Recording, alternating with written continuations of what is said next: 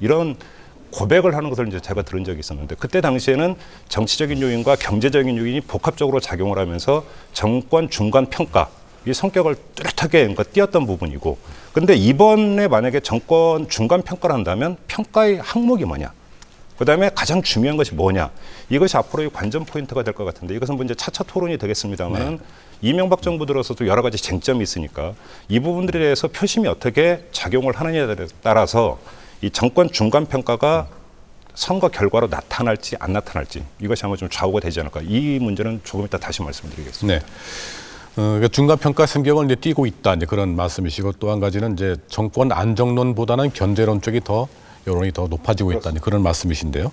자 그런 맥락에서 본다 그러면 과거 이제 역대 지방선거를 볼 때 야당이 좀 늘 승리했지 않습니까? 근데 아까 김 교수께서는 이번에는 전과 좀 상황이 다르기 때문에 다를 수도 있다 결국은 그렇게 비치셨는데 그렇다면은 여당이 더 유리할 수 있다 그런 말씀이신가요? 유리한 게 아니라 전통적으로 우리 그 지방선거 같은 경우는 견제 심리가 분명히 작동을 하죠. 그러니까 결국은 지방선거라든지 재선거는 이제 그 여당의 무덤이라고 할 정도로 여당이 불리합니다. 근데 그 불리함의 정도가 2002년과 2006년도를 비교를 해봤을 때 이번에는 그 강도가 조금 낮다는 겁니다. 그 두 가지 의미가 있는데요. 하나는 조금 전에 우리 김종묘 선생님 말씀하신 것처럼 이 중간 평가를 그 구성하고 있는 중요한 항목 중에 하나가 저는 경제를 봅니다. 그 세금 폭탄 문제도 실은 경제와 연관이 돼 있었는데요. 지금 최근에 나온 그 경제 지표를 보면 말이죠. 나름대로 이 정부가 굉장히 선방하고 있다는 게 지금 나타나고 있어요. 지금 한은 같은 경우는 지금 이제 올해 경제 성장률을 5.2%로 상향 조정을 하고 있고요. 또 하나 이제 그 신세계 이마트에서 매년 이 발표하는 지수가 있습니다. 그 소비자 심리 지수랑 비슷한 건데요. 요게 이제 100을 넘으면은 소비가 막 돌아가는 걸 의미하는 거고 100보다 낮으면은 이제 소비가 낮은 것을 얘기하는데 이번에 그 발표한 걸 보니까 108.1로 나왔습니다. 100보다 높다는 거죠. 그 다시 얘기해서 나름대로 이 소비 심리가 조금 돌아가고 있다라는 그런 부분들이 분명히 작동을 하고 있고요. 또 우리가 이제 무디스 같은 경우에는 우리 그 평가를 좀 사양 조정을 하고 있고 이러한 전반적인 것들이 과거에 2002년도, 2006년도에 당시의 집권당보다는 훨씬 나름대로 경제적인 측면에서 왔을 때 현 정부가 조금 유리한 면은 있다라는 거 하고요. 또 하나 간과할 수 없는 얘기는요. 그 2002년도, 2006년, 특히 2006년도 지방선거에서 우리 국민들이 많은 부분 속에서 이 한미 관계 또 한반도 안보 불안 이런 것들도 중요한 요소로 작동이 됐었어요. 그런데 지금 뭐 핵 안보 정상회의를 통해서 이 정부가 여하튼 핵 문제를 평화적으로 해결하겠다는 의지를 보이고 그 2012년에 또 이제 한국이 핵 안보 정상회의 2차 회의를 개최를 하고 이러한 또 오바마 정부 들어오면서 한미 관계가 굉장히 나빠질 거라고 생각했는데 의외로 굉장히 이게 동맹 관계가 오히려 더 견고하게 이루어지면서 안보 불안 의식이 조금 과거보다는 줄어들고 있다. 이런 것들이 역대 그 지방선거 때 집권당이 겪었었던 거에서 조금 다른 건 아니냐. 또 하나 다른 점은요. 2002년도에는 바로 그 해에 대통령 선거가 있었습니다. 당시에 노무현 후보는 영남에서 한석도 못 지원할 경우에는 자기 후보와 관련돼서 어떤 조치를 취하겠다까지 얘기를 했었거든요.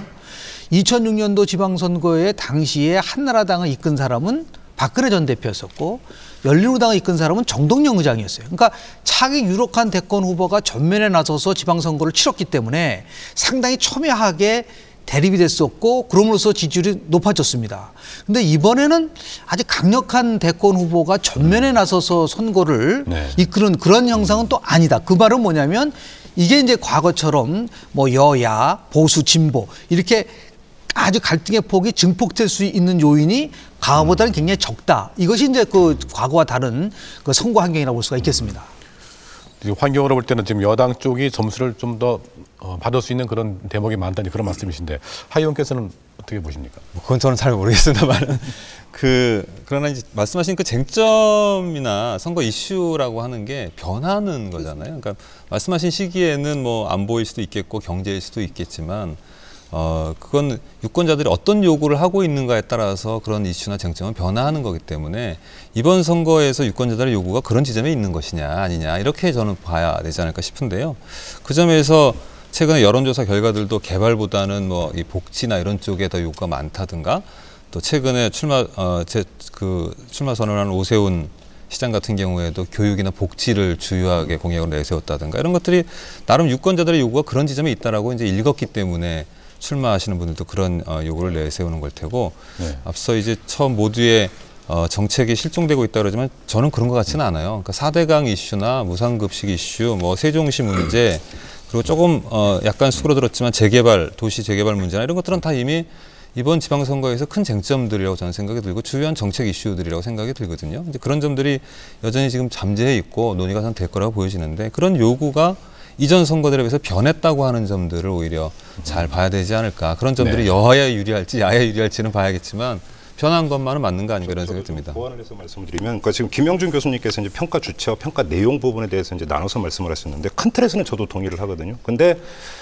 그 강조점을 어디에 찍느냐, 그리고 어느 정도 강조를 두느냐의 문제는 미묘한 차이가 있는 것 같습니다. 예를 들어서 2006년 지방선거 때 당시 야당이었던 한나라당은 박근혜 대표에서 단일 지도 체제였고 그 전에 사학법 장외 투쟁을 거치면서 투쟁률도 상당히 올라가 있었고 말 그대로 아주 단일한 그런 어떤 그 조직을 형성을 하고 있었습니다. 그런 점에서 야당의 어떤 그 평가 주체로서 야당의 각인 효과라고 하는 것이 분명히 있었죠. 그런 점에서 본다면 지금 야당은 아까 김영준 교수님께서 말씀하신 대로 분열되어 있고 여러 정당으로 난립되어 있고 그런 점은 분명한 사실입니다. 이건 누구도 부인할 수 없는 거라고 보는데, 근데 또 한편에서 보면은 후보 단일화 지금 협상이 진행이 되고 있고 후보 단일화 협상이 어떻게 진행되느냐에 따라서 오히려 그것은 야당의 존재를 한층 올림과 동시에 흥행적 요소까지도 가미될 수 있는 측면이 있기 때문에 이런 측면도 함께 봐야 된다는 것이고요. 또 한 가지 부분은 평가 내용 부분인데 그 2006년 지방선거 때를 되돌아보면은 여당 후보든 야당 후보든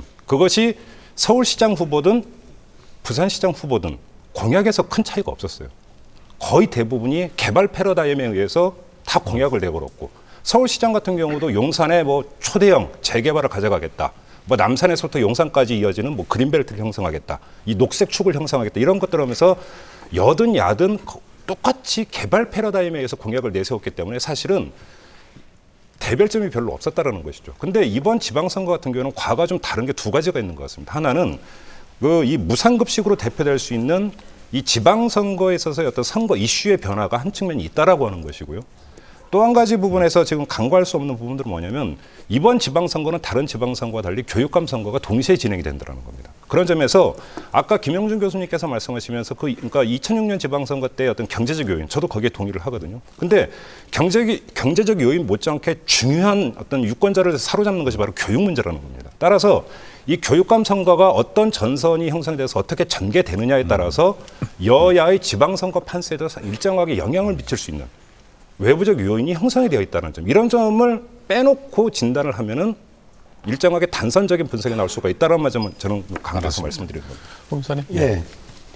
뭐 지방선거에 워낙 다양한 변수가 있으니까 뭐 세세한 건 우리가 또 토론을 해봐야 되겠지만은 또 뭐 판세야 뭐 혹은 표심이야 시시각각 변화할 수 있고, 근데 여하튼 큰 틀에서 볼 때 과거에 약간의 그 차별적인 요인은 여하튼 그 여야의 그 구도에서 볼 때 사실 재보선이라든지 지방선거는 기왕에 우리 경험에서 볼 때 야당이 상당한 프리미엄을 갖게 돼 왔습니다. 기왕에. 특히 정권이 시간이 지나면은 대체로 민주화된 이후에 한국의 정권이라는 게 인기를 잃어가는 경우가 많았고, 그래서 심판론이라는 게 전체적으로 먹힌다거나 또 투표율이 좀 낮다 보니까 아무래도 비판적인 사람이 투표장에 나오는 뭐 이런 것까지 겹쳐서, 그래서 좀 우스갯소리로 한때 한나라당이 재보선 전문당 그리고 뭐 지방선거 전문당, 그러나 대선에 가면 안 되고 그랬던 과거가 있지 않습니까? 그래서 과거 한나라당이 야당이던 시절 지난 두 번의 지방선거에서 사실 엄청난 압승을 했었거든요. 근데 과연 지금이 그때와 비교했을 때 단순 비교를 하자는 겁니다. 역시 조금 차이는 있는 것 같다. 그러니까 뭐 정권의 뭐 심판론 이런 게 뭐 압도적으로 먹히고 있다거나 이런 것 같지도 않고, 그렇다고